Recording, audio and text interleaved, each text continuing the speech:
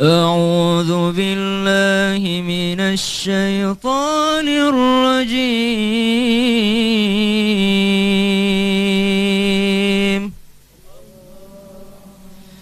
بسم الله الرحمن الرحيم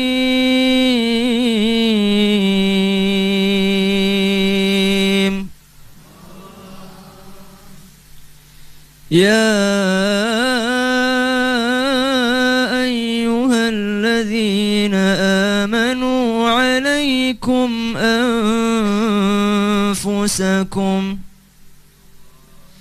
لا يضركم من ضل إذا اهتديتم إلى الله مرجعكم جميعا فينبئكم بما كنتم تعملون.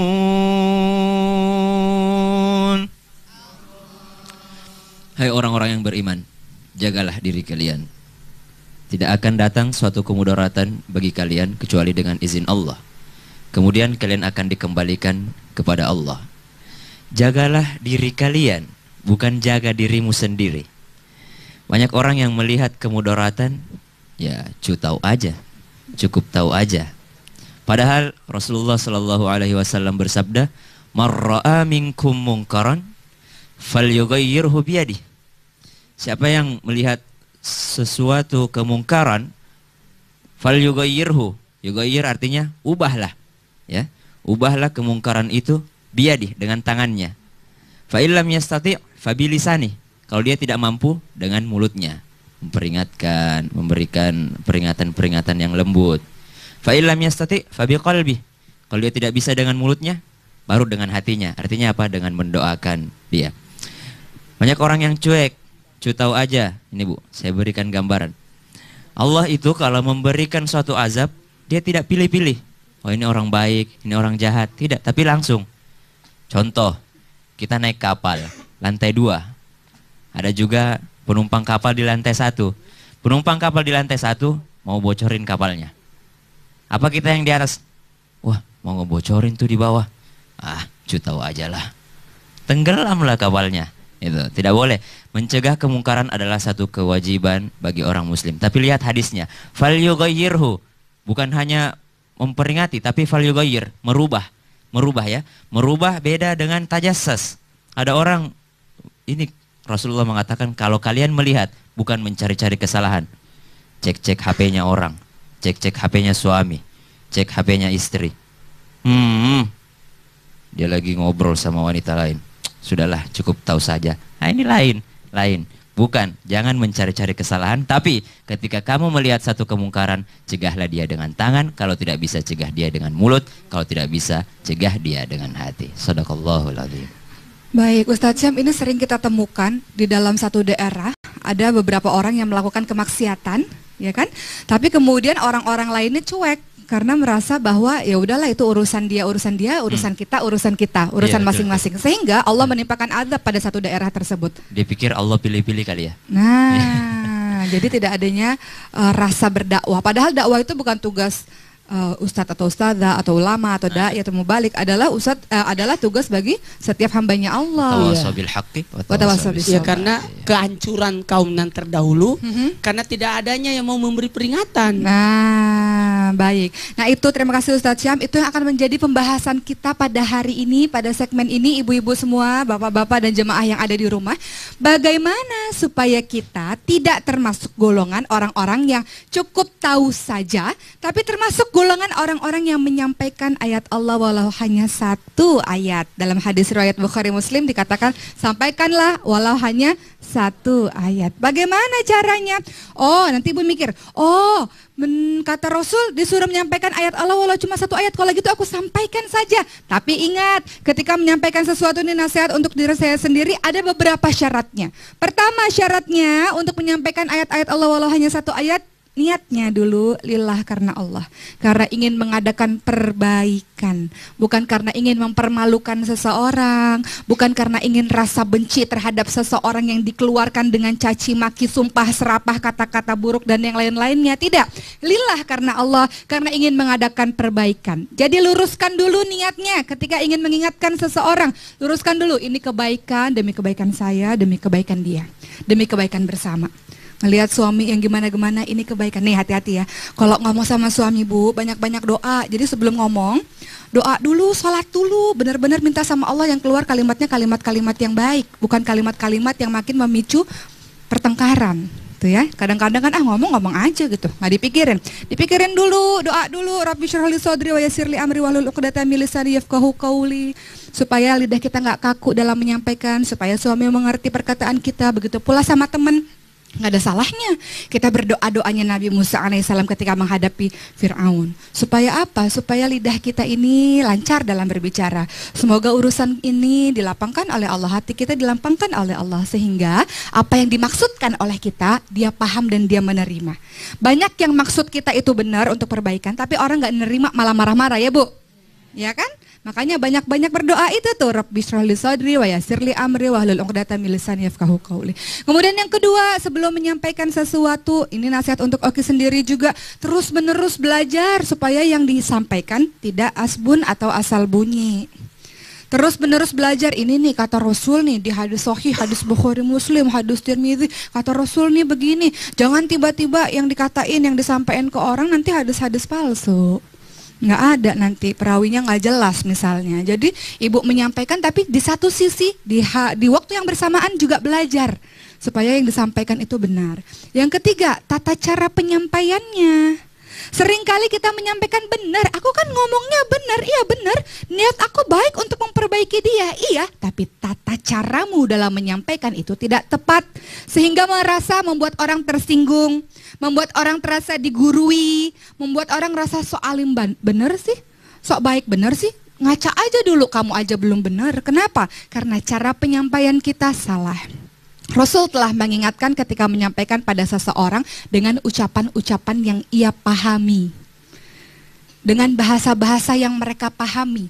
Maka perhatikan tata cara ketika ingin menyampaikan ayat-ayat Allah, walau cuma satu ayat. Perhatikan tata cara ketika kita ingin menegur suami, istri, anak, teman yang telah menyakiti hati kita. Tata caranya seperti apa? Tata caranya nggak boleh di depan orang banyak.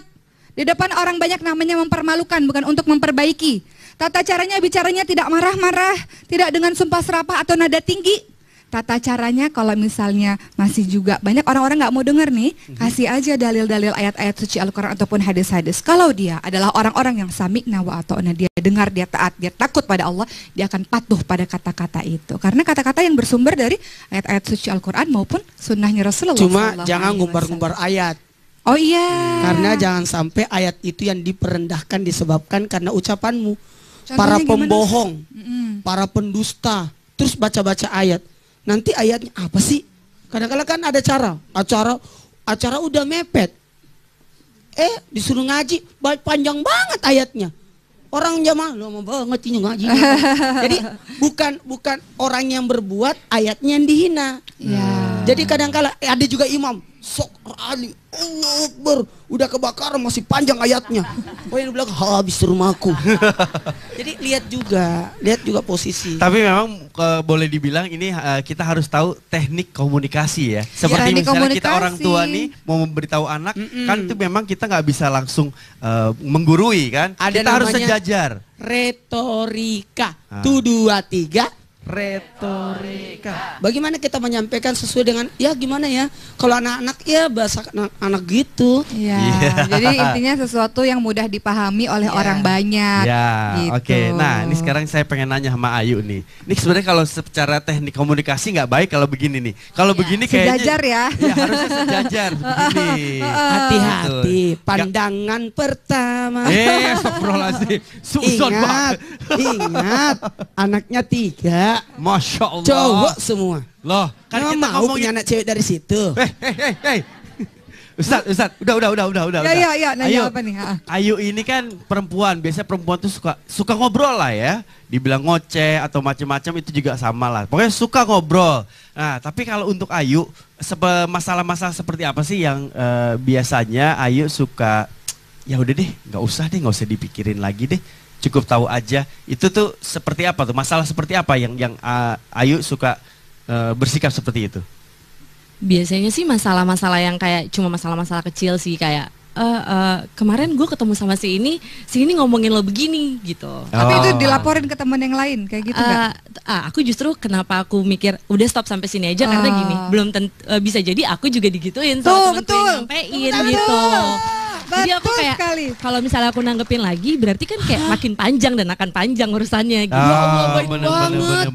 Betul sekali. Jadi kalau kita lihat ya Ustadz, ada orang yang ngomongin orang lain depan kita, Ibu hati-hati besok Ibu diomongin sama dia nih di depan orang lain. Kalau kita tanggepin, komporin lagi perang dunia nih itu.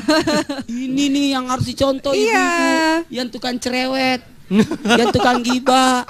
Kalau ada berita yang bersiar, kalau sampai ke kita lah berita terakhirnya. Tidak akan kita sampaikan. Kan kalau pindah berita itu akan ditambah. Nah, tidak akan mungkin sama. Betul.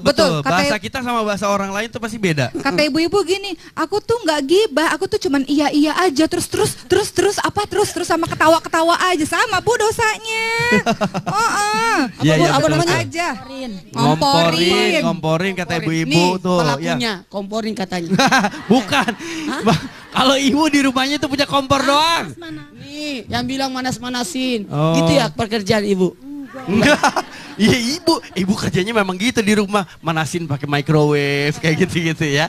Oke, baik. Nah, pemirsa, kita akan lanjutkan lagi dan kita juga nanti akan mendengarkan ada kisah tauladan dari Ustazah Oki. Tapi setelah yang satu ini, dan saya juga mau mengingatkan bahwa hadiah jutaan rupiah menanti Anda, tapi Anda nanti harus telepon ke sini dulu di 791877700 untuk Jabodetabek atau 021791877711 untuk luar Jabodetabek. Dan jangan kemana-mana, kita akan kembali setelah yang berikut ini. Tetap di Islam itu indah. Jamaah! Oh jamaah!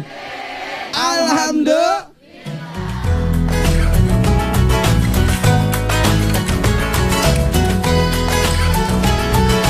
Lembut. Fa illam yastati fa biqalbi. Kalau dia tidak bisa dengan mulutnya, baru dengan hatinya. Artinya apa? Dengan mendoakan dia. Banyak orang yang cuek. Tahu aja, ini Bu, saya berikan gambaran. Allah itu kalau memberikan suatu azab, dia tidak pilih-pilih. Oh ini orang baik, ini orang jahat. Tidak, tapi langsung. Contoh, kita naik kapal, lantai 2. Ada juga penumpang kapal di lantai 1. Penumpang kapal di lantai 1 mau bocorin kapalnya. Apa kita yang di atas? Wah, mau ngebocorin tuh di bawah. Tahu aja lah. Tenggelamlah kapalnya. Itu tidak boleh.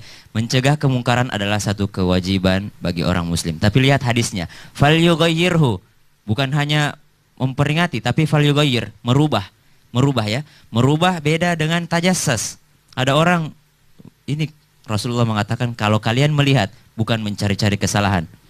Cek HP-nya orang, cek HP-nya suami, cek HP-nya istri. Dia lagi ngobrol sama wanita lain. Sudahlah, cukup tahu saja. Nah ini lain. Bukan, jangan mencari-cari kesalahan. Tapi ketika kamu melihat satu kemungkaran, cegahlah dia dengan tangan. Kalau tidak bisa, cegah dia dengan mulut. Kalau tidak bisa, cegah dia dengan hati. Shadaqallahul adzim.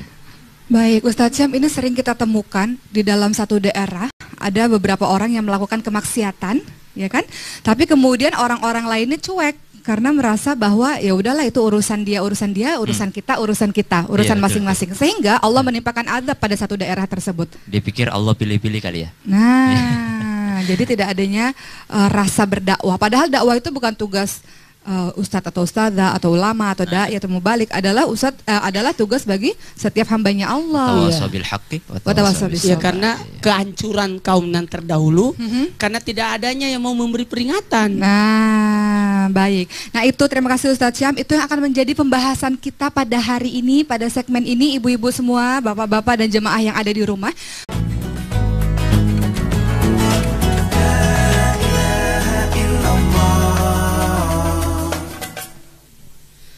A'udzu billahi minasy syaithanir rajim.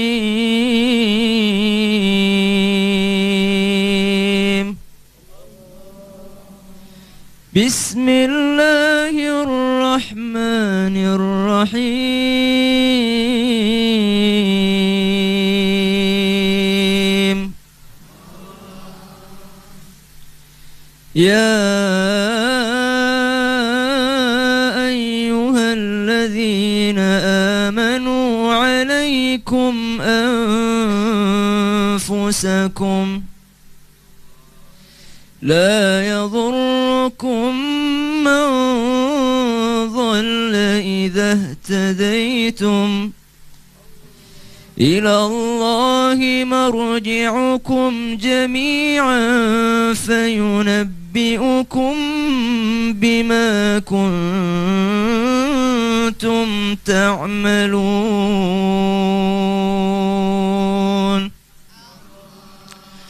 Hai orang-orang yang beriman, jagalah diri kalian.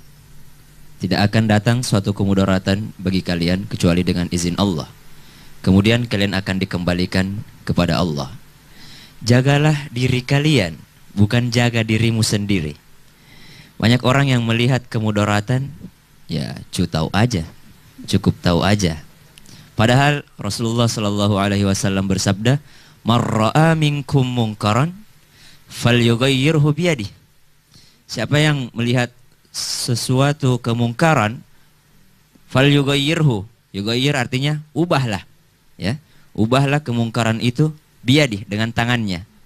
Fa illam yastati' fa bilisani, kalau dia tidak mampu, dengan mulutnya, memperingatkan, memberikan peringatan-peringatan yang pun atau asal bunyi. Terus menerus belajar ini nih kata Rasul nih di hadis sahih, hadis Bukhari Muslim, hadis Tirmidzi, kata Rasul nih begini. Jangan tiba-tiba yang dikatain, yang disampaikan ke orang nanti hadis-hadis palsu. Nggak ada nanti, perawinya nggak jelas misalnya. Jadi ibu menyampaikan tapi di satu sisi di waktu yang bersamaan juga belajar supaya yang disampaikan itu benar. Yang ketiga, tata cara penyampaiannya. Seringkali kita menyampaikan benar, aku kan ngomongnya benar, iya benar, niat aku baik untuk memperbaiki dia, iya, tapi tata caramu dalam menyampaikan itu tidak tepat, sehingga membuat orang tersinggung, membuat orang terasa digurui, membuat orang rasa sok alim bener sih, sok baik bener sih, ngaca aja dulu, kamu aja belum benar. Kenapa? Karena cara penyampaian kita salah. Rasul telah mengingatkan ketika menyampaikan pada seseorang dengan ucapan-ucapan yang ia pahami, dengan bahasa-bahasa yang mereka pahami. Maka perhatikan tata cara ketika ingin menyampaikan ayat-ayat Allah walau cuma satu ayat.